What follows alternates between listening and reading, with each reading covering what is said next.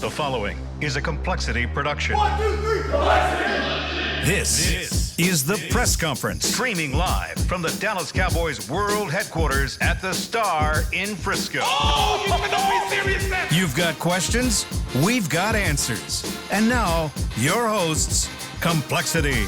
Hello and welcome everybody. My name is Kim, I'm your host today, and welcome back to the press conference. As always, I'm not by myself, I am joined by these wonderful men, Beef, Jason, Scott. How you guys doing? Doing great. All right, let's just Good day. jump right into it. Here we have go. a lot to talk about. Our Dota team has finally made it to Mumbai after God knows how long of a travel. I think 50 plus hours. 50 plus hours, yeah. They were delayed a number of hours leaving Dallas as we were having the storms, and they got to Dubai and they'd missed their flight. Had to stay there overnight. I think they were delayed going out of Dubai again the next morning. Finally got there less than 24 hours before the first match after over 50 hours of travel.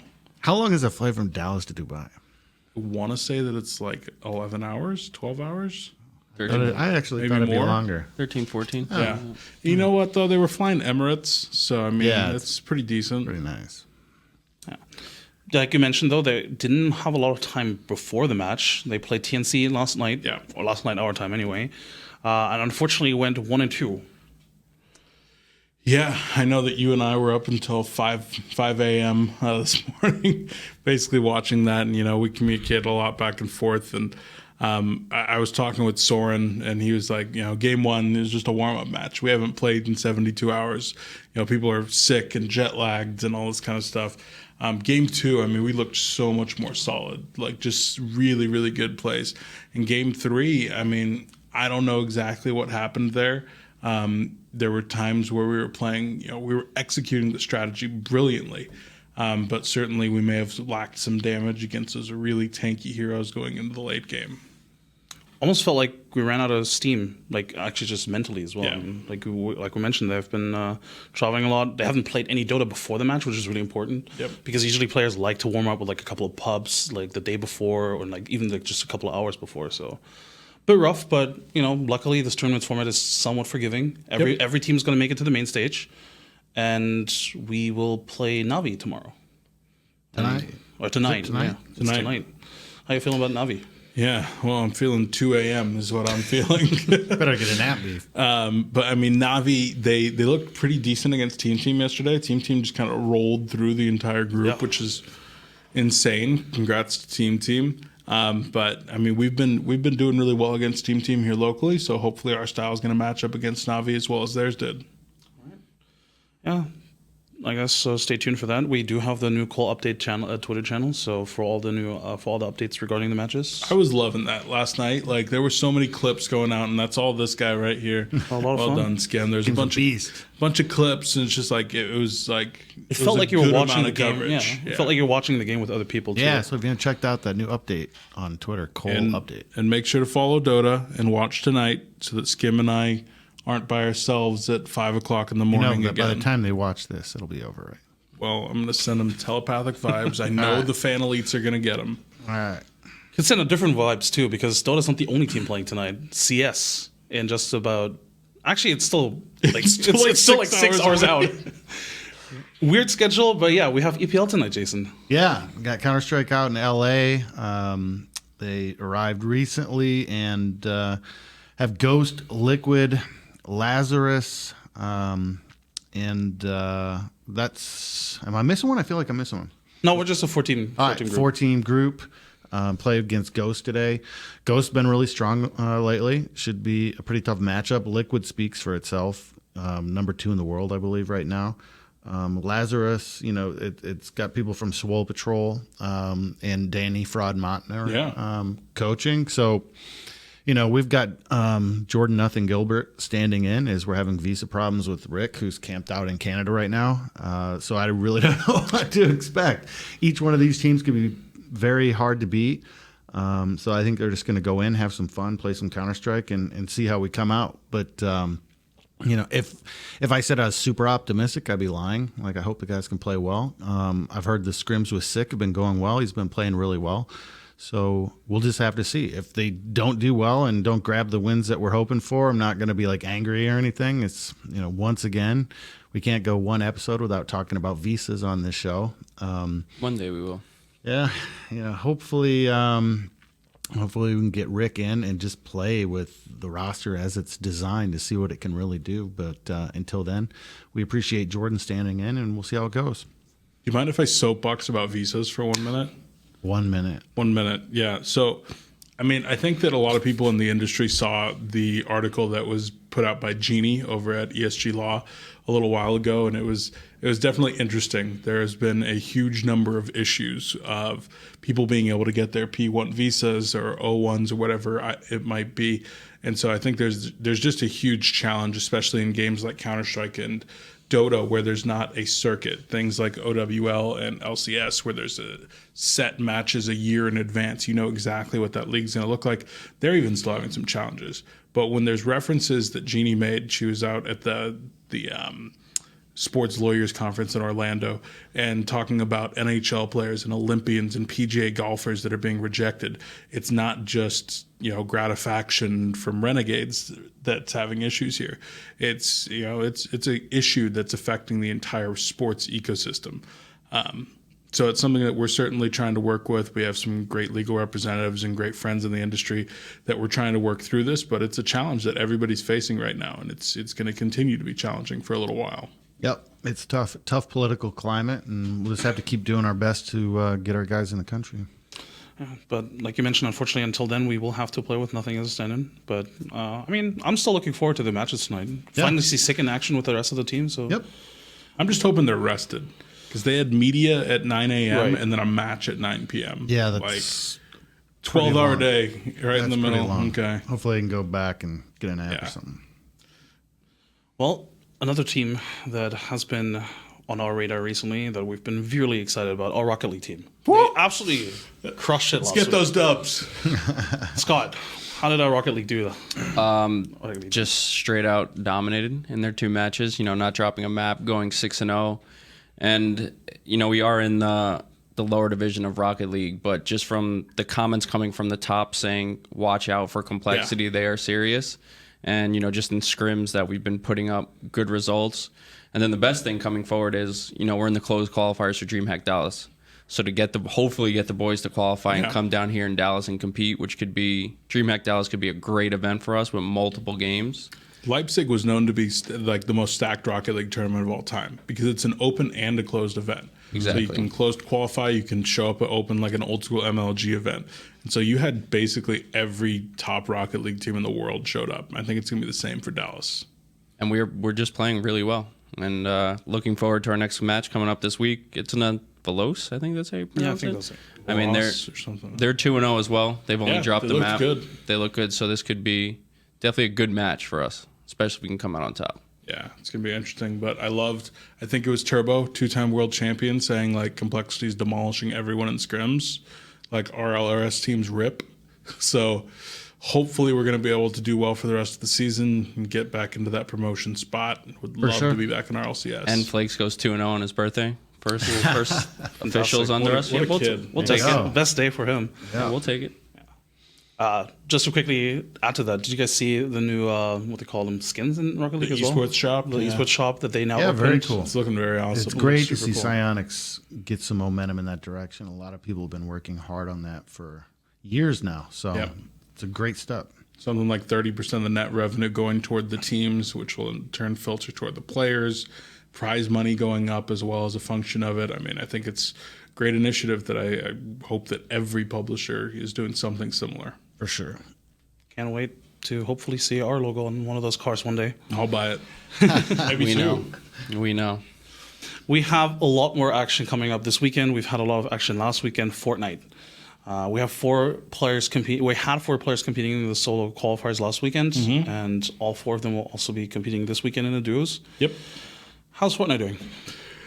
Fortnite's interesting, man. So we had the semis that was taking the top 3,000 from the champions division, and we had some really good performances. Both Punisher and Hogman doing really well in those. All 4 of our guys made it into the finals, and on the finals day, I think the meta maybe changed a little bit. I think some of our guys weren't adjusting to it quite as well, going for more kills.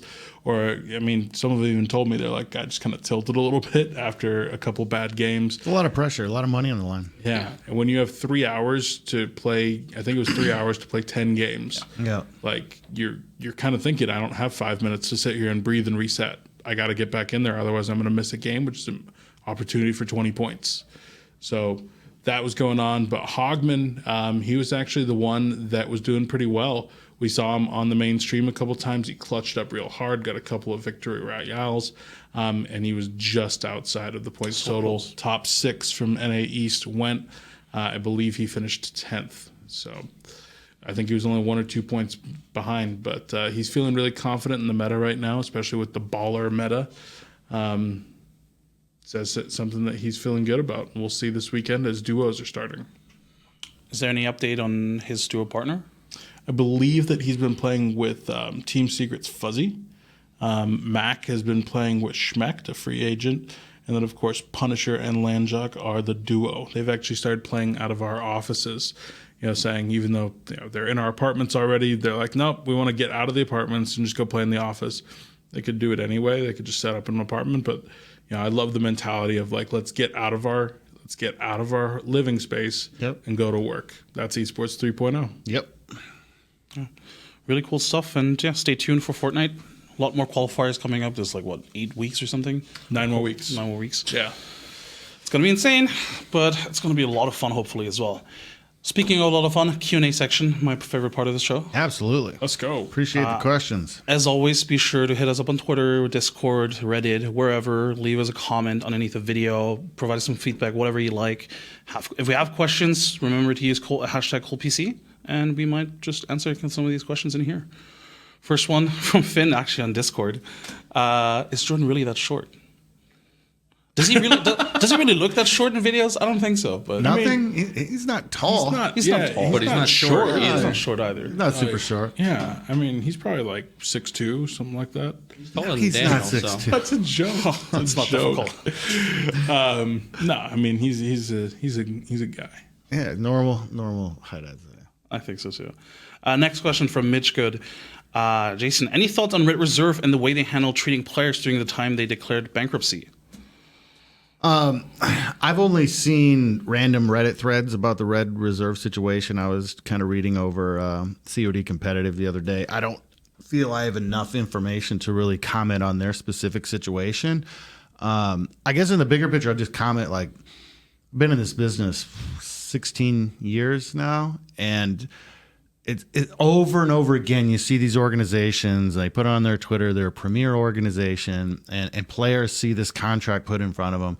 And it's kind of like, you're a fish and there's these worms in the water and you don't know which ones are real and which ones are fake. And by the time you bite on it, you're on the hook and you're kind of stuck. I just really encourage players, be careful. There's so many quote unquote top tier esports teams out there. And you can't judge an organization necessarily by how many Twitter followers they have. Like I said, I don't know Red's specific circumstances and don't mean to cast shade at them, but over and over again are these groups that come up and they've got these CEOs and it's just smoke and mirrors. They don't have any money. They don't have any professionalism. They don't have the experience to properly operate a business. They're out there making promises. They're probably sitting in mom's bedroom, and players just have to be really careful about where you're going, where you're signing, do your homework, get an agent, get some feedback from people in the community that know what the heck they're talking about. And again, this is not about Red specifically. Yeah. I don't know their situation, but you just get tired after all these years of reading about these things and these pro teams, and just do your homework, and how many Twitter followers an organization might have is not part of it necessarily. Yeah, like Jason said, getting an agent. There's a lot of good agents out in the space. There's some, rotten eggs in there as well, but there's a lot of good ones. I saw a tweet from Fairplay, Ryan Fairchild, a few days ago, and he was saying something like, reach out to me, let me give you my list of teams that you should never sign with. And if you're looking at signing with a team that you should sign with, I'm going to encourage you to do so. So it's really good to be able to have those people that have experience in the industry and that people like us have relationships with that can help kind of guide these people. And if you ever have questions, feel free to hit us up in Discord. Jason and I have conversations with people that are looking for advice For sure. all the time. And, if we're able to find the time to help out, we're happy to help kind of steer you the right direction. And it's just something that I'm proud of at compLexity, that we do provide our players with a really good, stable home, because quite frankly, we do work with a lot of players that have been burned in the past. And there's nothing more rewarding for me than, a year or 2 years into a contract for them to say, like, I never want to leave. Like, you guys treat me like I should be treated, like anybody should be treated. 100%. I mean, things happen, stable companies, do hit hard times and go out of business. But in this business, it just seems so common, where you've got like these tier 2, tier 3 orgs that are claiming to be this and that. And then you read these horror stories from the players, and it's unfortunate, but players also have a responsibility to do their homework and not get in bed with some of these orgs. For sure. Thanks for the question, Mitch Good. Like Beef said, hit us up on Discord, discord.gg/compLexity. You can find us there, and we usually respond to everybody that, has a question for us, so definitely hit us up there. Smokey the Clown, also on a Discord, asked, what's the preparation like for EPL? Any specific or preparations regarding maps or opponents? Are you hyper-focusing on Liquid? Have you heard anything from the team at all regarding their preparation? I mean, Scott's been over there they're currently at the apartments while we finish up our headquarters. From what I've heard, and I'll let Scott comment as well, I don't think we're hyper-focusing on Liquid. We have to look at all the teams. And, with a fairly new roster, bringing in Sick, and then, playing with the sub that hasn't practiced with the team in, a month now or whatever, I think we're just worried about getting our own act together and getting our own strats down and our own timings down and our own rotations down. And there will, of course, in the hours leading up to different opponents, we'll do our best to scout them out. But right now, I think the team's just trying to make sure that we play the best we can. What do you think? You've been over there. Yeah, so I usually meet with our teams, Dota and CS right before they travel. Like, they're heading to the airport, I'll meet up with them, make sure everything's set, passport reminders, all that stuff. Didn't see the players yesterday, but spoke with Matt before. And, they feel good. They know the circumstance they're going into. It's not like they're going to an event and our player doesn't show up and we're scrambling to get a sub. Like, our players feel very comfortable with Jordan that he can just slot right back in. Like, he had a prior event this weekend with the ESEA in Vegas, so he couldn't necessarily be in the server with us as much as we would like. But for a guy who went into a major run with us, he can come right back in, and once he feels his aim, he's going to slot right back into our position. So what the guys have been focusing on now is just getting Sick up to speed. Like, playing with us, we've still been playing with Rick a lot. So, we didn't... What they said is they didn't prepare for Liquid. Like, let's sit down and put everything into Liquid. It's let's get up and play as a team. Let's go in there and play Counter-Strike, because when it's 5v5, anything can happen. Very true. Very true. Love it. Love it. Next question, Gingy on Discord. Beef, are we making any other forays into the FIFA world? Well, I mean, I think that FIFA is definitely an interesting initiative for us, and I think that our initial foray has been pretty successful. But I don't think that we're looking to jump off the deep end just yet. I think we want to be able to sit back and say, how's this looking like a few months later? What are we seeing the impact? What do we think is working? What's not working? I think one of the things that we're good about is making sure that we're never jumping like head over heels into something. We're going to sit back, we're going to look at the data and make sure that we're making smart moves. With that being said, I am committed to the strategy of sending Castro compLexity gear as frequently as possible in the hopes that I can pretend like he represents us. He's a great dude. And him and Skills are really good friends, right? Yeah. Yeah. Yeah. So Castro, look out for lots of care packages from Beef. There you go. I suppose. That's right. McNeely on Twitter asked, what is the most unexpected responsibility that has come along with your position? I'm sure everybody has their own story in that regard, because that's just the nature of esports. Yeah, I mean, as we've built compLexity, all of us have always pitched in multiple ways. Like, now that we're scaling the business and growing larger, like before we didn't have Daniel on sponsorships, so we'd all sit in sponsorships and work on decks. We didn't have Cam in charge of like more sophisticated marketing strategies. We didn't even have you Content. for like full-time social media, so we're all like taking turns on Twitter and Facebook. So I think everyone that's been around, like us three, for multiple years, it's like, it's more like a question of what haven't we done? You're like scrambling to get a player from the airport, or you're up middle of the night updating Facebook. It's like I've filmed stuff. We've done editing. Like I think our positions have been to be that utility player in multiple ways, and I'm sure we all have multiple stories. We could go on and on for hours, probably be like, remember that one time, which would probably be a cool show, but outside the scope of this one. I don't know. What do you guys think?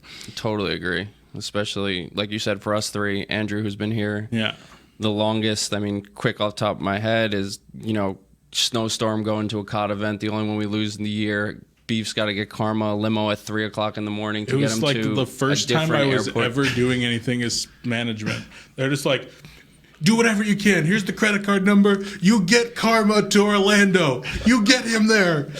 And it's just like everything's shut down.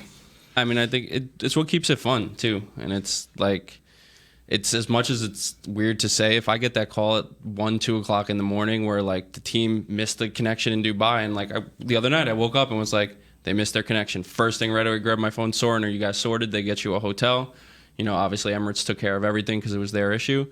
But like, those are just the things that to me, find interesting. Because now it's like, I got to find a hotel in Dubai for 7 people.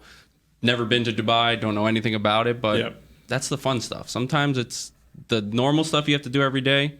You love your job, but it's boring. It's what you don't know that's coming is fun. Yeah, I mean, that's really important, I think, in this business. It moves so quickly, like many businesses these days, but esports, I think, moves quicker than most other spaces. You need people that can be nimble on their feet, that can make good judgment, because it never ends. My phrase is, it's always something. Like, you just never know hour to hour what the heck's going to go on. We literally just came out of a meeting about the headquarters where we were looking at this flooring, and we're like, now we're flooring experts. We're like, we don't think this is installed right, and da-da-da-da, like doing this, and we're looking it up online. We're learning about flooring. Like, the grain doesn't run horizontally. It's like, seriously? You're running an esports organization. Like Beef was joking earlier today. It's like, now I can put on my resume that I've built the da-da-da-da-da project manager, and I've learned like 87 new things that I didn't know about construction and installation, electronics, and this whole laundry list. So that's one thing that's great about this job.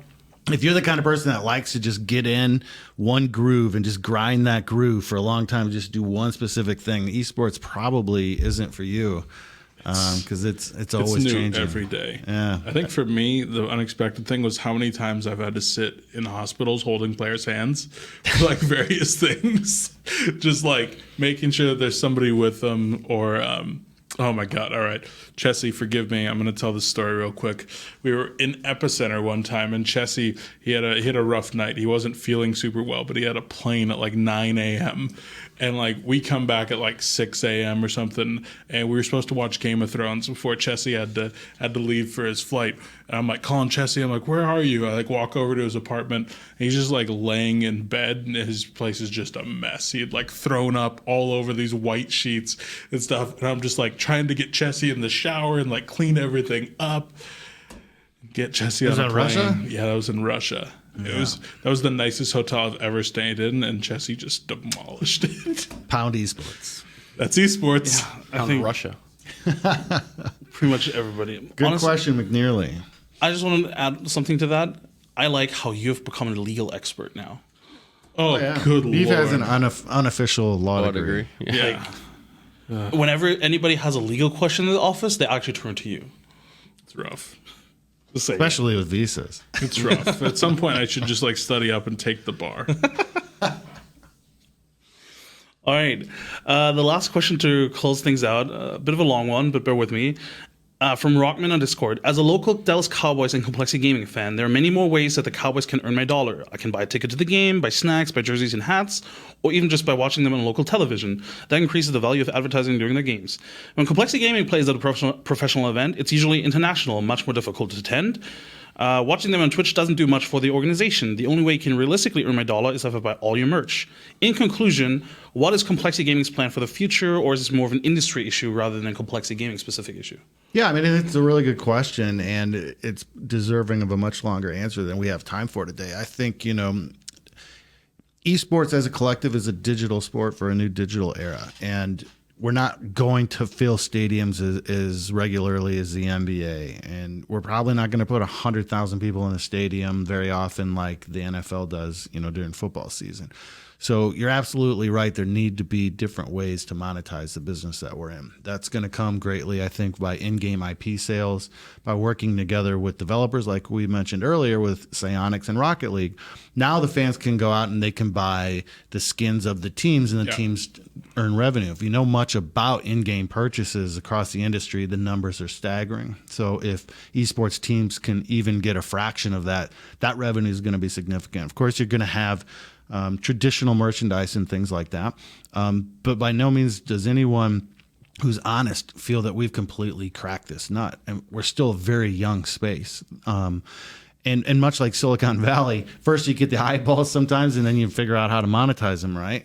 Twitter wasn't profitable forever. I don't even know if it is quite yet. And look how it's Twitter, right? All we know is there are hundreds of millions of people around the planet that watch it. And we need to sort out how to properly monetize it. It's a driving concern and driving, burden on the management team. How do we properly monetize this for our investors so we can build $1 billion sports property that lasts for decades? So I think it's a really good question. And we're working on different ways of diversifying our revenue streams beyond sponsorships and the obvious merchandise. And I think we're going to come up with some really cool stuff. And it won't be exactly like traditional sports, but I'm pretty confident over the next few years you're going to see a lot of teams diversify and leagues diversify into different revenue share and other opportunities to drive the money that we need to make it all work. So good question by Rockman. Really appreciate it. Again, thanks to everybody that submitted a question this week. For sure. Be sure Keep them to coming. always Love the questions. leave the comments underneath the video. Hit us up on Discord, Twitter, whatever. We always love your questions, and that is it for this week. Yep. Thank Leave you us some guys. comments. Thanks for watching. Peace.